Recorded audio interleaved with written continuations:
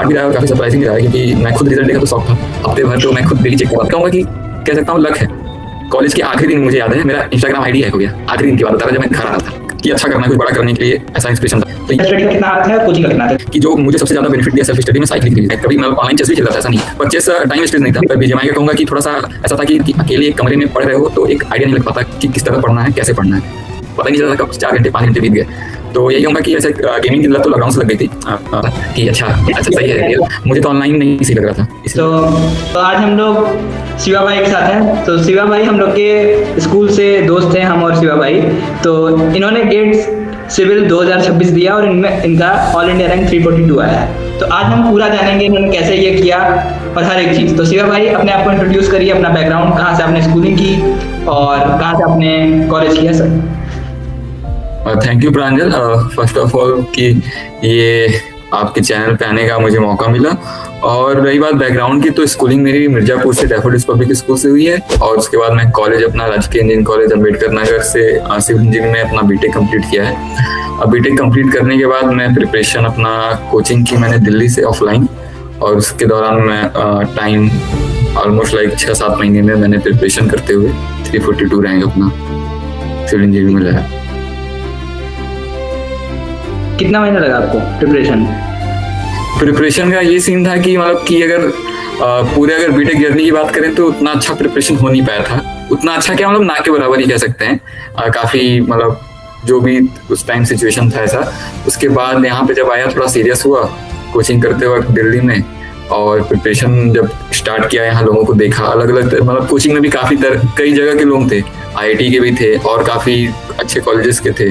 तो उनको देख के थोड़ा मोटिवेशन तो था ही कि अब इन लोगों के साथ बैठे हैं तो अच्छा करना है। तो जस्ट यही था 5-6 महीने, मतलब 5-6 महीने, क्योंकि पूरे गेट के सिलेबस में हम लोग देखें तो जो सिविल का सिलेबस है वो सबसे बड़ा है। हम लोग का अगर सीएस का सिलेबस देखें तो 10 सब्जेक्ट हैं, सिविल में शायद 12-13 सब्जेक्ट हैं, एंड स्टिल 5-6 महीने में इट्स लाइक मतलब बहुत बड़ी चीज़ हो गई कि आप 5-6 महीने में 342 ऑल इंडिया रैंक लाना।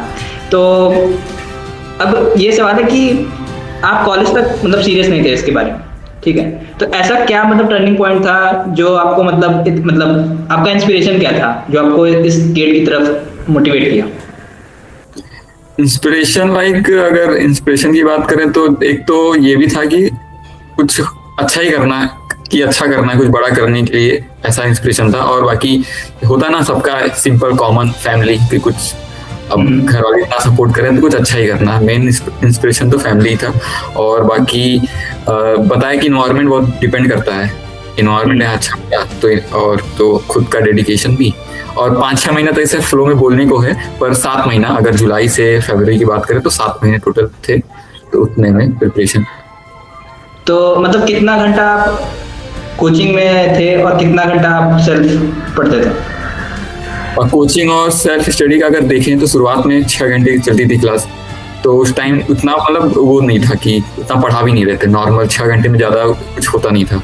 तो उस टाइम भी 4-5 उस टाइम जस्ट स्टार्ट किया था, तो उतना नहीं हो पा रहा था कि 6 घंटा फिर कोचिंग में, फिर 6 घंटे रूम पे भी, 4 घंटे में रिवीजन हो जाते थे, क्वेश्चन वगैरह थोड़े बहुत जो भी रखते थे। लेकिन एज अ टाइम पास हुआ तो सितंबर स्टार्टिंग से ही 10+ आवर्स क्लासेस चलने लगी। उसमें फिर मैनेज करना थोड़ा डिफिकल्ट हो गया था, उसमें फिर 4 से 5 घंटा देना ही पड़ता है। अगर नहीं देते तो रिवीजन और क्वेश्चन दोनों मतलब इम्पॉसिबल हो जाता। तो ऑन एवरेज अगर कोचिंग और सेल्फ स्टडी अगर मिला के चलें तो दिन में 14-15 घंटे हो जाते थे। और अभी भी, अब जैसे कोचिंग खत्म हो गया तो अभी भी ऑन एवरेज 10-12 तो हो जाते हैं। तो अब मतलब अब आपने गेट निकाल लिया, तो अब क्या आप तैयारी कर रहे हो? अभी जैसे कि अब गेट हो गया है, अभी नॉर्मल मैं जैसे कि जो मेरा एम था कि इस तरफ आना है प्रिपरेशन, तो गवर्नमेंट जॉब को ले गया था क्यों। पर गेट तो ऐसा था कि आप अगर प्रिपरेशन कर रहे हो सिविल इंजीनियरिंग में तो गेट तो मस्त है देना, कि पता चलेगा कि आप कितनी प्रिपरेशन है, क्या लेवल है आपका। और बाकी मेन तो टारगेट इन्हीं सर्विस है, बाकी भी देखते हैं। अच्छी बात है। तो अगर आप देखो कि जो आपका जेई वाला प्रिपरेशन था, अगर हम कंपेयर करें, क्योंकि मैंने भी प्रिपरेशन किया आपके साथ और सब लोग किए डेफोडिल्स में, तो उस टाइम जेई का प्रिपरेशन और गेट के प्रिपरेशन में क्या डिफरेंस है? मतलब आपके माइंडसेट का और आपके स्ट्रेटजी का, हर चीज़ का। एक ब्रीफ में आप बताइए। एक तो सबसे बड़ा डिफरेंस ये है कि चीजों का पता नहीं होना कि क्या क्या पढ़ना है। सबसे बेसिक तो कोई भी एग्जाम अगर दे रहे हैं तो कितना पढ़ना है, क्या क्या पढ़ना है पता होना चाहिए। उसमें ये नहीं था, कोई गाइडेंस नहीं था। अभी वैसा ऐसा नहीं था, गाइडेंस नहीं था। कोचिंग उस टाइम भी ऑनलाइन ज्वाइन किया था फिजिक्स वाला का, पर वो होता नहीं है कि घर पे अकेले बैठे तो समझ नहीं आ रहा है कौन क्या कर रहा है, पढ़ना कितना है। लग रहा है कि अभी हम ही पढ़ रहे हैं बस, तो एक महीने में पूरा मोटिवेशन खत्म हो गया। यहाँ क्या था, यहाँ तो देख रहे हैं सबको, क्लास आ रहे हैं तो सब, ऐसा तो है नहीं 8 घंटे 10 घंटे मैं अकेले क्लास कर रहा हूँ, बाकी 150 बच्चे सब कर रहे हैं। तो मतलब ऐसे तो कहने का था 3 इडियट का डायलॉग कि जब दोस्त फेल होता है तो दुख होता है, लेकिन टॉप करता है तो और दुख होता है। बट अगर ये आप हेल्दी वे में दो तो आपको बेनिफिट ही करेगा। हाँ बिल्कुल, ऐसा जैसे कि आपने बताया अभी, तो एक मैं एग्जांपल, जैसे कि क्लास बहुत छोटे की तो नहीं कहूँगा कि 1-2 क्लास की बात है, फर्स्ट सेकंड, क्लास 7 की बात है। शायद उस इंसिडेंट में आप भी थे और भी एक लड़का था।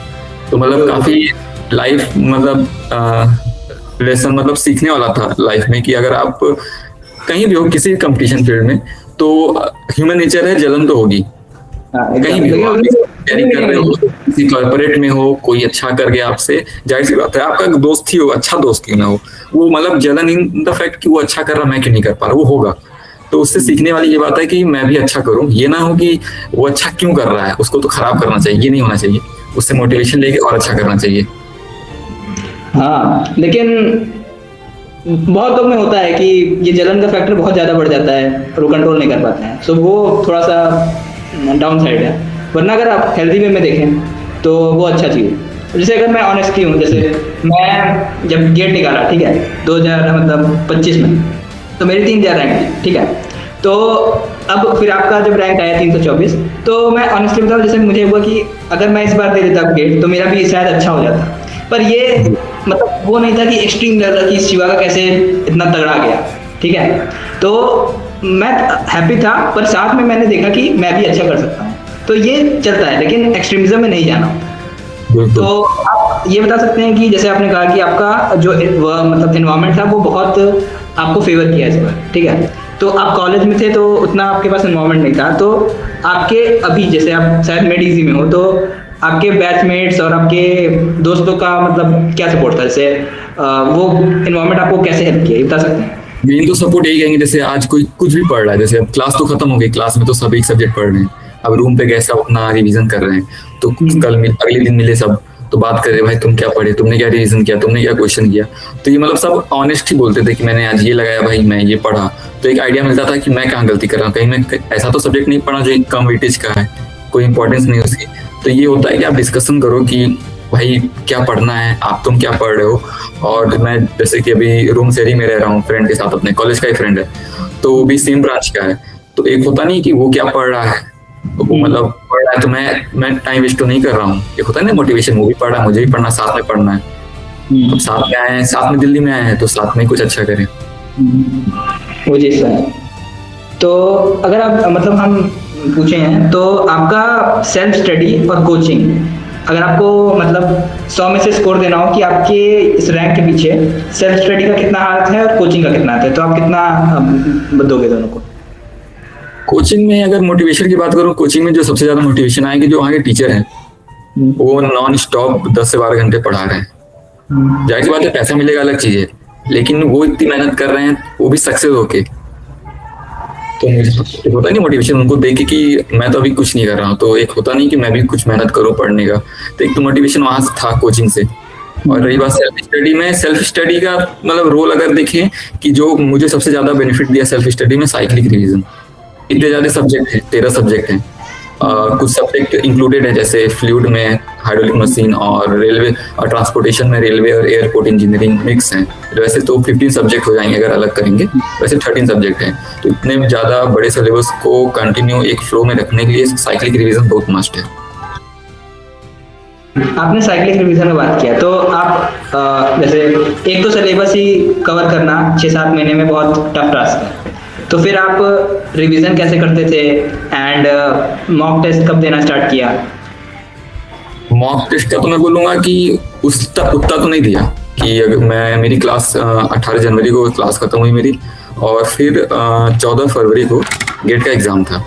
तो ऑलमोस्ट एक महीना तो थोड़ा 2-3 दिन कम कहेंगे, एक महीने से टाइम कम था। और फिर इतने सिलेबस थे, और क्योंकि आखिरी में जो होता है वो कोर्स को स्पीड अप कर देते हैं, तो उसको रिवीजन करना, उसके साथ पुराना रिवीजन करना इम्पॉसिबल था थोड़ा।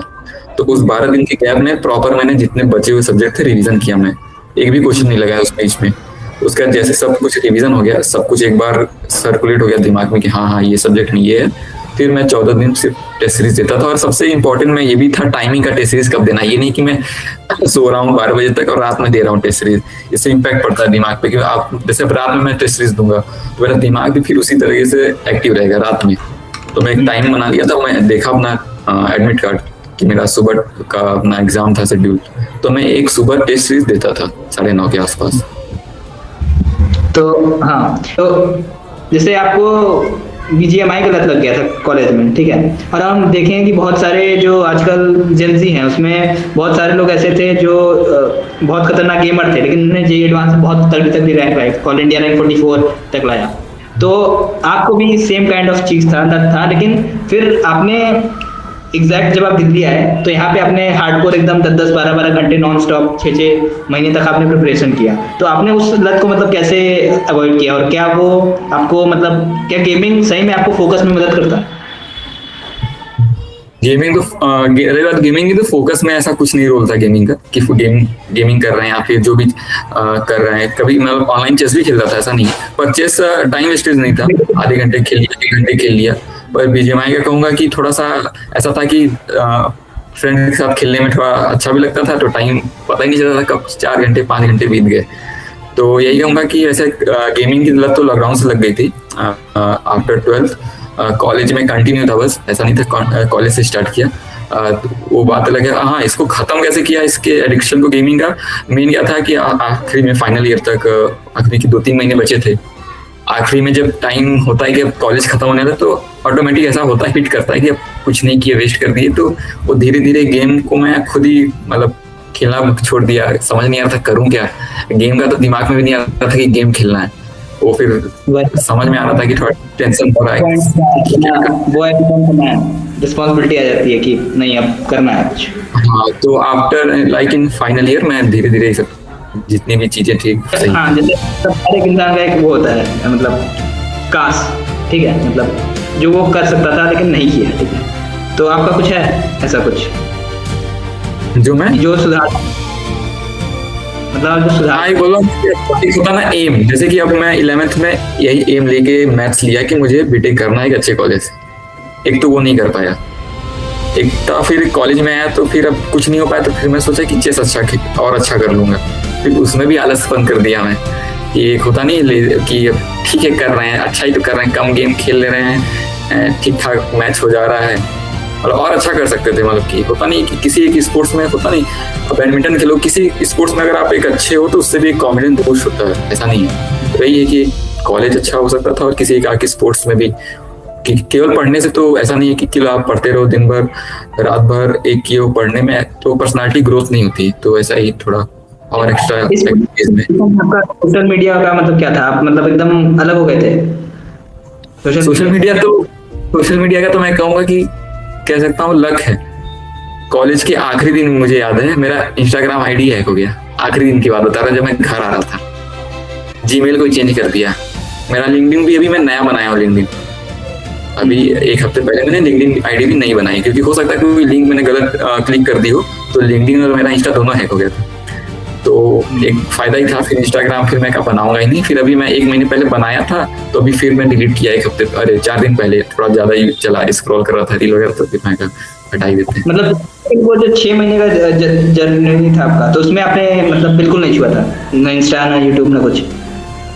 नहीं, यूट्यूब थोड़ा मैं देखता था, न्यूज वगैरह, फिर थोड़ा ये सब इंटरेस्टिंग चीजें मैं देखना लगता है। वो होता है रील वाली आदत ना, वो बहुत बेकार होती है। वैसे मुझे नहीं है, मतलब मुझे एडिक्शन नहीं होता वैसे सच किसी चीज का, एक्सेप्ट वन चीज। हाँ, तो ये था। हाँ, तो कोई ऐसी एडवाइस जो आप मतलब देना चाहें अपने मतलब जूनियर्स को जो ये वीडियो देख रहे हैं? जूनियर्स को यही कहूंगा, जैसे कि अगर प्रिपरेशन की बात है, अगर गेट ओरिएंटेड अगर प्रिपरेशन करनी है तो थोड़ा हार्ड वर्क तो करना ही, हार्ड वर्क ऐसा नहीं कि हार्ड वर्क करना ही नहीं है, थोड़ा स्ट्रेटजी अगर यूज करें, सब्जेक्ट को देखते हुए किस सब्जेक्ट का कितना वेटेज है उस पे ज़्यादा फोकस करें तो अच्छा, ये तो नहीं टॉप तो नहीं पर एक अच्छा कम समय में एक इफिशिएंट नंबर आ सकता है।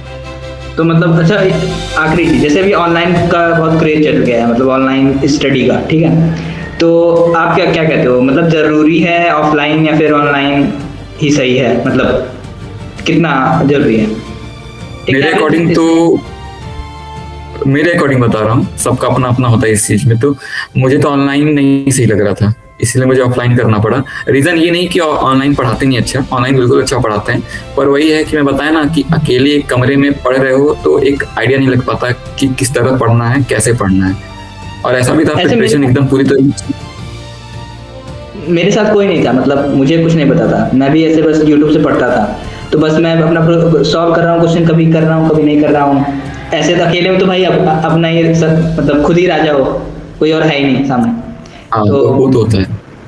हाँ, तो मतलब मेरा भी कुछ ब्लंडर किया, मतलब उतना अच्छे से हो नहीं पाया, एनवायरनमेंट का भी इसमें बहुत बड़ा फैक्टर था, इसीलिए मेरा मतलब उतना नंबर नहीं है जितना आ सकता था। 57 पे ही हम रुक गए।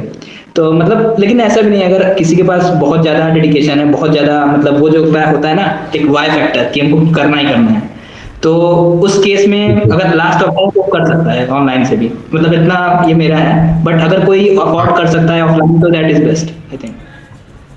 तो ठीक है शिवा भाई, फॉर योर दिस इंटरव्यू। और आपने नया लिंक्डइन बनाया है तो आपका सब लिंक्डइन और सोशल मीडिया हम यहाँ पे शेयर कर देंगे, और जितने भी लोग हैं भाई सब कनेक्ट कर लो शिवा भाई से, इज वेरी इंस्पायरिंग।